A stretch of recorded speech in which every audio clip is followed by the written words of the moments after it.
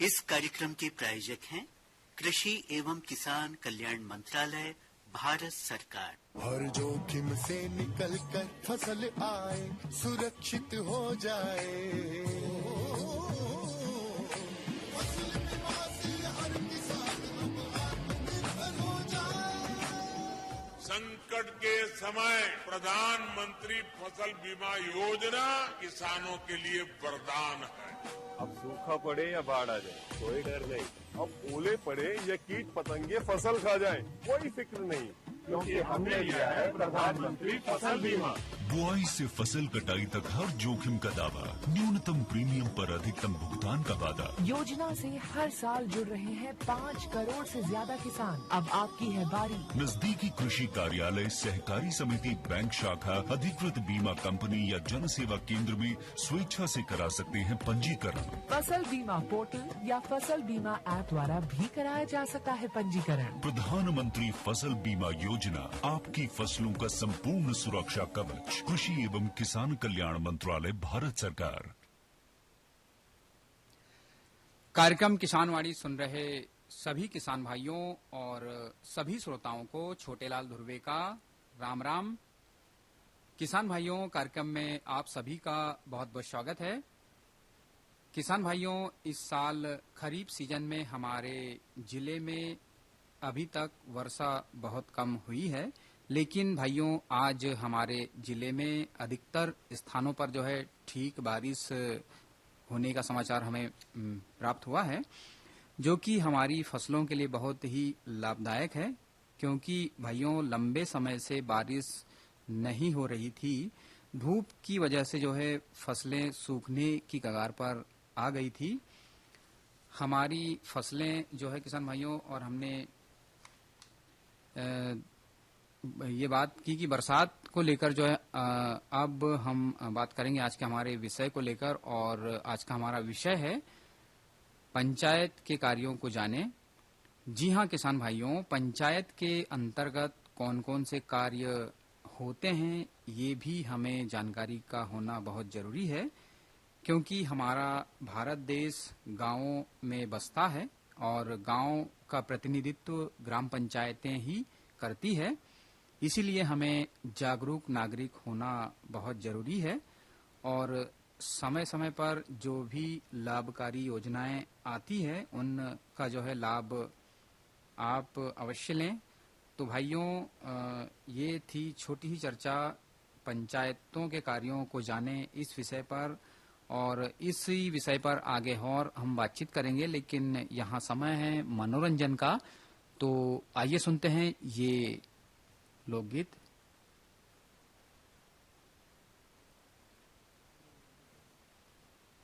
परो गगन लहरे माता रो मावा झंडा तिरंगा, आहा रो मावा झंडा तिरंगा। परो गगन लहरे माता रो मावा झंडा तिरंगा, आहा रो मावा झंडा तिरंगा। परो गगन लहरे माता रो मावा झंडा तिरंगा, आहा रो मावा झंडा तिरंगा। परो गगन लहरे माता रो मावा झंडा तिरंगा, आहा रो मावा झंडा तिरंगा। इद झंडा ते मूंद रंग है दो, इद झंडा ते मूंद रंग है दो। मूंदे ही रंग लहरे माता रो मावा झंडा तिरंगा, आहा रो मावा झंडा तिरंगा। परो गगन लहरे माता रो मावा झंडा तिरंगा, आहा रो मावा झंडा तिरंगा। परो गगन लहरे माता रो मावा झंडा तिरंगा, आहा रो मावा झंडा तिरंगा। परो गगन लहरे माता रो मावा झंडा तिरंगा, आहा रो मावा झंडा तिरंगा। पर्रो केसरिया रंग है दो, पर्रो केसरिया रंग है दो। इद बलिदान का निशानी रो मावा झंडा तिरंगा, आहा रो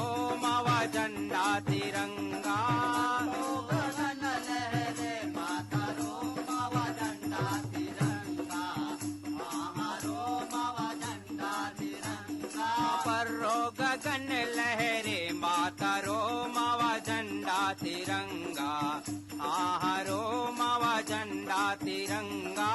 गगन लहरे माता रो मावा झंडा तिरंगा, आहा रो मावा झंडा तिरंगा। इद झंडा ते पांढरी रंग है दो, इद झंडा ते पांढरी रंग है दो। इथे शांतीचा प्रतीक रो मावा झंडा तिरंगा, आहा रो मावा झंडा तिरंगा। रो गगन लहरे माता रो मावा झंडा तिरंगा, आहा रो मावा झंडा तिरंगा।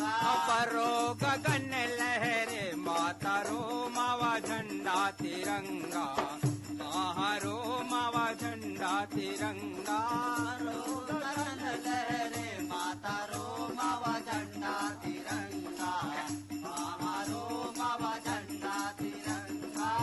परो गगन लहरे माता रो मावा झंडा तिरंगा, आहा रो मावा झंडा तिरंगा। परो गगन लहरे माता रो मावा झंडा तिरंगा, आहा रो मावा झंडा तिरंगा। इद झंडा ते नीलो रंग है दो, इद झंडा ते नीलो रंग है दो। इद हरियाली ता निशानी रो मावा झंडा तिरंगा, आहा रो मावा झंडा तिरंगा। रो गगन लहरे माता रो मावा झंडा तिरंगा, आहा रो मावा झंडा तिरंगा। परो गगन लहरे माता रो मावा झंडा तिरंगा, आहा रो मावा झंडा तिरंगा।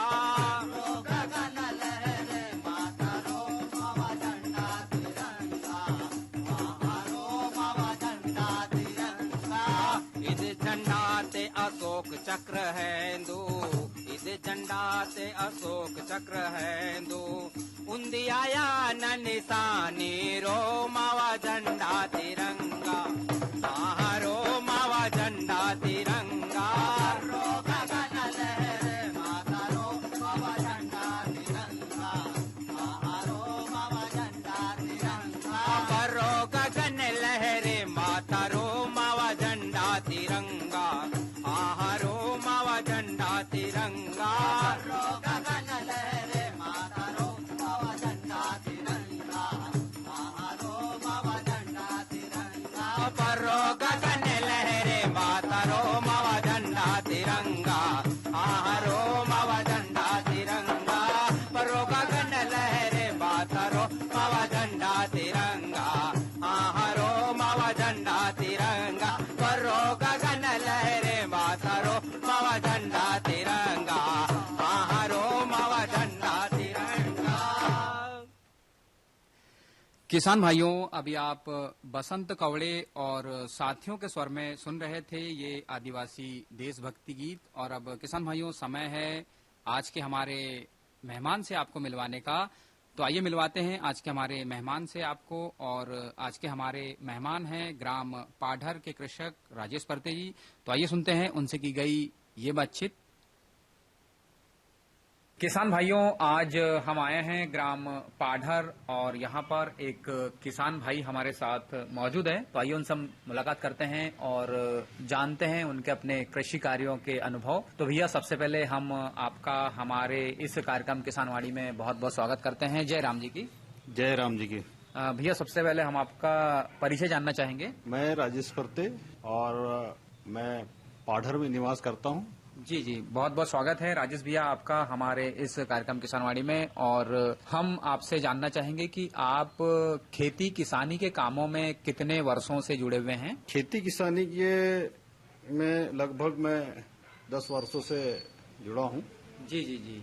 तो आपको खेती किसानी का काम करते हुए कैसा लगता है? वैसे खेती का काम करना आपको कैसा लगता है भैया? बहुत अच्छा लगता है वैसे। जी जी। काम करना समय समय पर ही होता है, मगर बहुत अच्छा लगता है वैसे काम करना।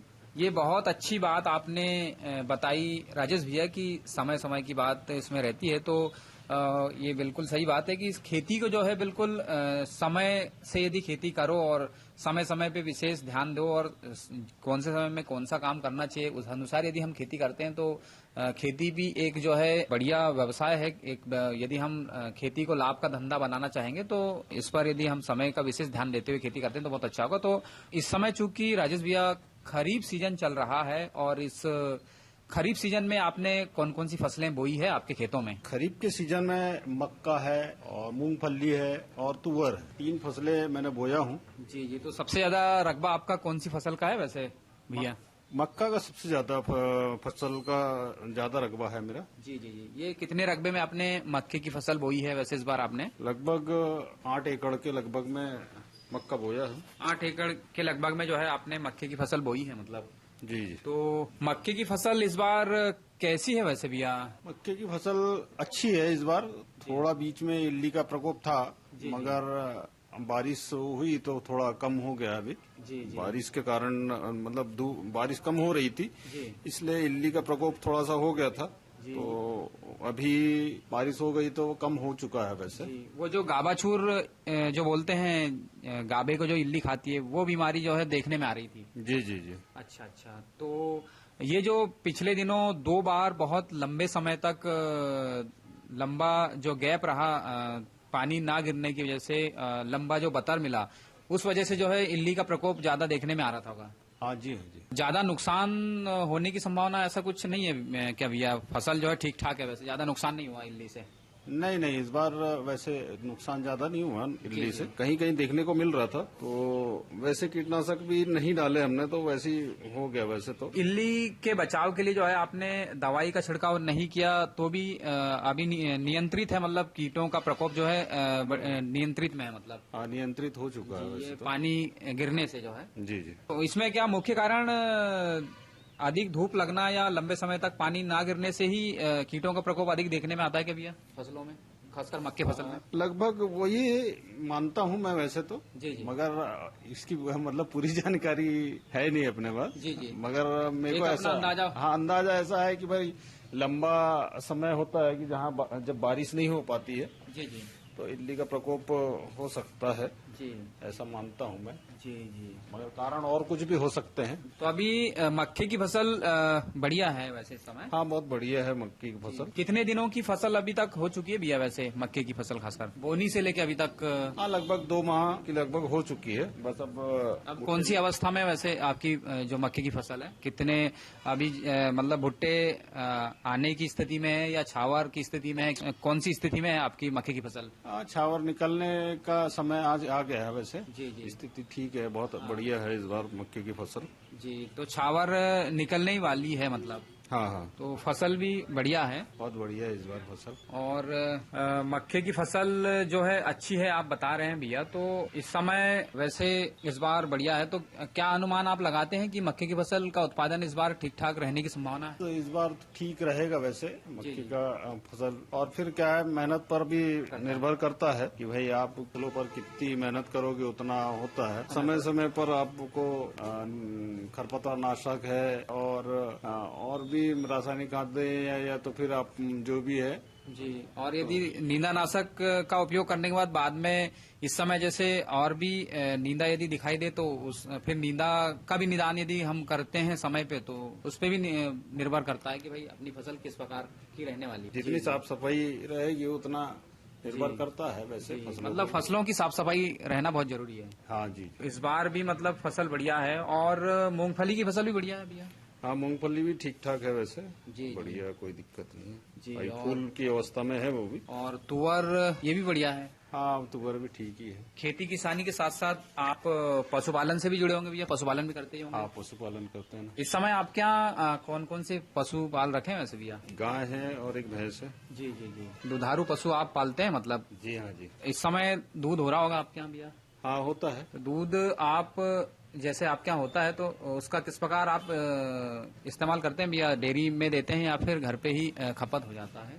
घर पे ही उपयोग कर लेते हैं। अच्छा अच्छा भैया, हमारी खेती किसानी के कामों में खासकर हमारी खेती के लिए जो है पशुओं से जो प्राप्त गोबर खाद है वो बहुत ही उत्तम खाद मानी जाती है। तो आप क्या मानते हैं भैया, वैसे गोबर खाद हमारी खेती के लिए कितना फायदेमंद है? गोबर खाद पुराने समय से ही काफी उपयोगी है। जी जी। और उपयोग करने से रासायनिक खादों के अलावा तो गोबर खाद ही बहुत बढ़िया है। जी। मगर आजकल पशु पालना बहुत कम हो चुकी, इसी कारण गोबर की खाद का उपयोग भी कम हो गया है। यदि हमारे किसान भाई अधिक पशुपालन करते हैं तो गोबर खाद की मात्रा भी पर्याप्त हो सकती है वैसे किसानों के पास। हाँ, मतलब पशुपालन करोगे तो फिर गोबर खाद का भी अपने यहाँ होना ही है गोबर हाँ। खाद। तो आप हमारे कार्यक्रम सुनने वाले किसान भाइयों को पशुपालन के बारे में क्या कहना चाहेंगे राजेश भैया, कि पशुपालन करना चाहिए कि नहीं, हमारे किसान भाइयों को पशुपालन से जुड़ना चाहिए कि नहीं, आप इस बारे में क्या कहना चाहेंगे? पशुपालन करना चाहिए, उससे दो फायदे हैं जी, कि भाई अपने को गोबर की खाद भी उपलब्ध हो जाती है, और वैसे दुधारू पशु रखे तो अगर ज्यादा मात्रा में आपके पास दूध होता है तो उसका विक्रय भी कर सकते हो और घर पे भी उपयोग कर सकते हो। 2 पैसे की आमदनी भी हो जाती है हाँ, दूध से।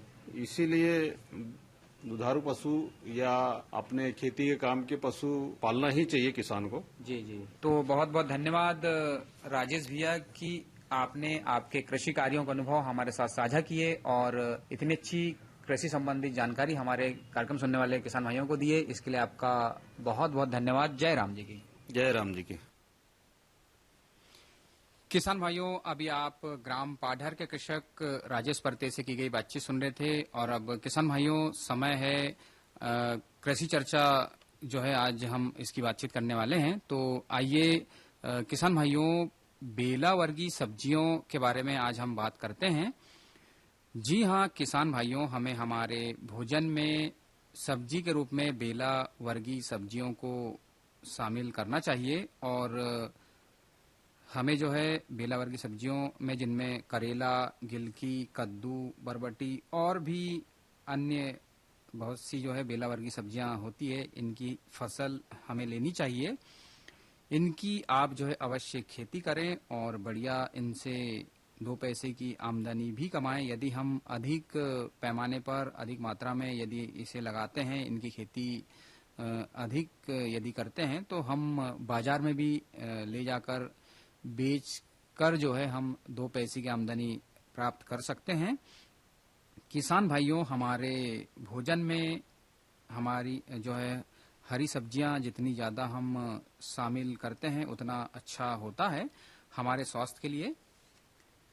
इसलिए भाइयों, आप जो है अधिक से अधिक बेला वर्गीय सब्जियों का उत्पादन भी लें और अपने भोजन में शामिल करने के साथ साथ जो है यदि हम अधिक उत्पादन ले रहे हैं अपनी खेती से इन सब्जियों का, तो हम जो है बाजार में भी बेचकर 2 पैसे की आमदनी इनसे प्राप्त कर सकते हैं। तो किसान भाइयों, आप अवश्य जो है बेला वर्गीय सब्जियों की खेती करें और अधिक से अधिक पैदावार लें और बढ़िया मुनाफा कमाएं। तो किसान भाइयों, ये थी छोटी ही चर्चा बेला वर्गीय सब्जियों के बारे में जो है जानकारी। और अब किसान भाइयों, समय है यहाँ पर एक और लोकगीत सुनने का। तो आइए सुनते हैं ये लोकगीत।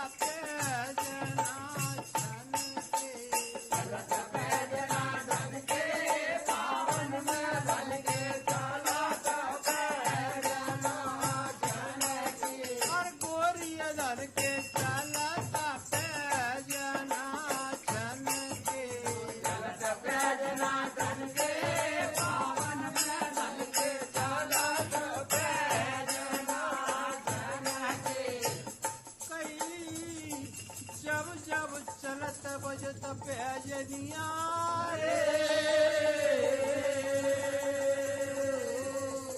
अरे छूटे बालापन के पावन मैदान के चलता पैजना चल के चलता पैजना चल के पावन मैदान के चलता पैजना चल के और गोरिया दान के चलता पैजना चल के चलता पैजना चल के पावन मैदान के चलता पैजना चल के कई ईश्वर कौन कसैयन डारे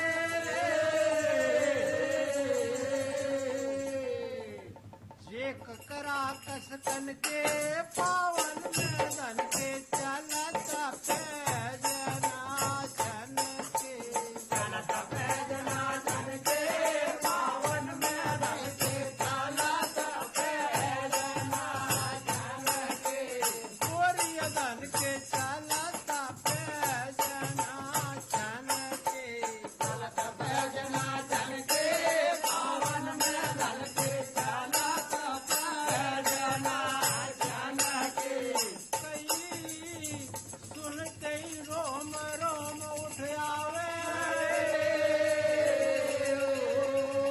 अरे धीरज रहतन तन के पावन मैदान के चलता पैजना चल के चलता पैजना चल के पावन मैदान के चलता पैजना चल के गोरिया दान के चलता पैजना चल के चलता पैजना चल के पावन मैदान के चलता पैजना चल के गोरिया दान के चलता पैजना चल के चमक चमक चम चम के पावन मैदान के चलता पैजना चल के गोरिया दान के चलता पैजना चल के चलता पैजना चल के पावन मैदान के चलता पैजना चल के गोरिया दान के चलता पैजना चल के चलता पैजना चल के पावन मैदान के चलता पैजना चल के ईश्वर कौन कसैयन डारे रे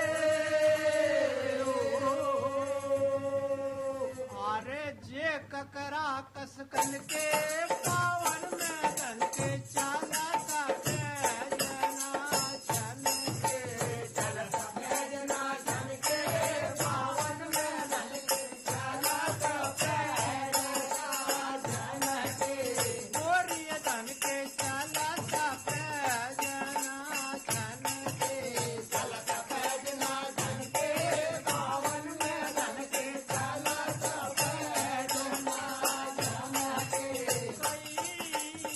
छूटे फिरत गलिय घोरन में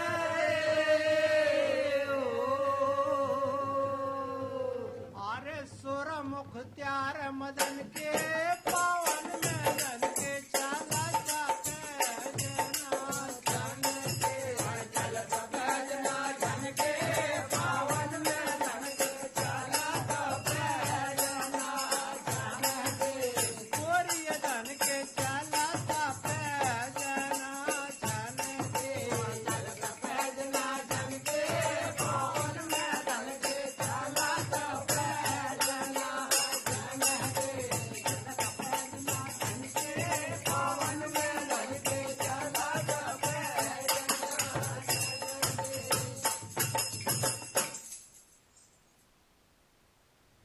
किसान भाइयों, अभी आप पन्नालाल गुजेले और साथियों के स्वर में सुन रहे थे ये लोकगीत। और अब किसान भाइयों, यहाँ पर समय है एक और लोकगीत सुनने का और मनोरंजन करने का। तो आइए सुनते हैं ये लोकगीत।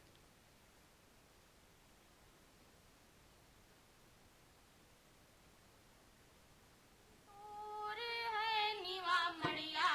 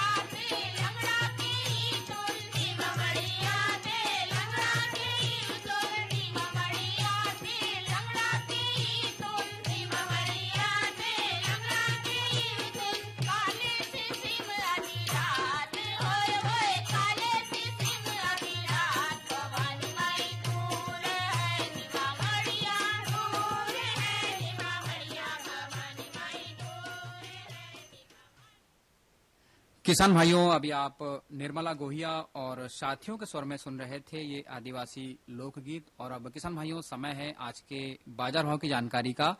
तो कार्यालय कृषि उपज मंडी बैतूल से प्राप्त जानकारी के अनुसार सोयाबीन पीला न्यूनतम 3200 रुपए कुंटल, अधिकतम 4400 रुपए कुंटल और इसका प्रचलित भाव रहा 4285 रुपए प्रति कुंटल। चना इसका न्यूनतम भाव रहा 4000 रुपए, अधिकतम 5581 रुपए और इसका प्रचलित भाव रहा 5400 रुपए प्रति कुंटल। मक्का इसका न्यूनतम भाव रहा 1890 रुपए, अधिकतम 2102 रुपए और इसका प्रचलित भाव रहा 2030 रुपए प्रति कुंटल। गेहूं इसका न्यूनतम भाव रहा 2400 रुपए, अधिकतम 2644 रुपए और इसका प्रचलित भाव रहा 2576 रुपए प्रति कुंटल।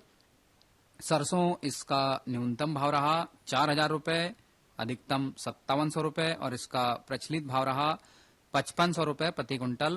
तुअर इसका न्यूनतम भाव रहा 5400 रुपए, अधिकतम 6001 रुपए और इसका प्रचलित भाव रहा 5480 रुपए प्रति कुंटल।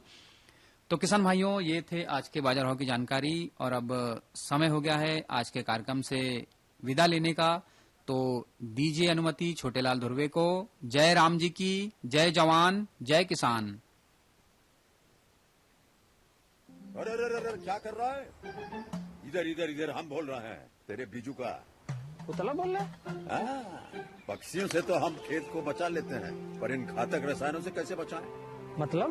देख बेटा, तू जो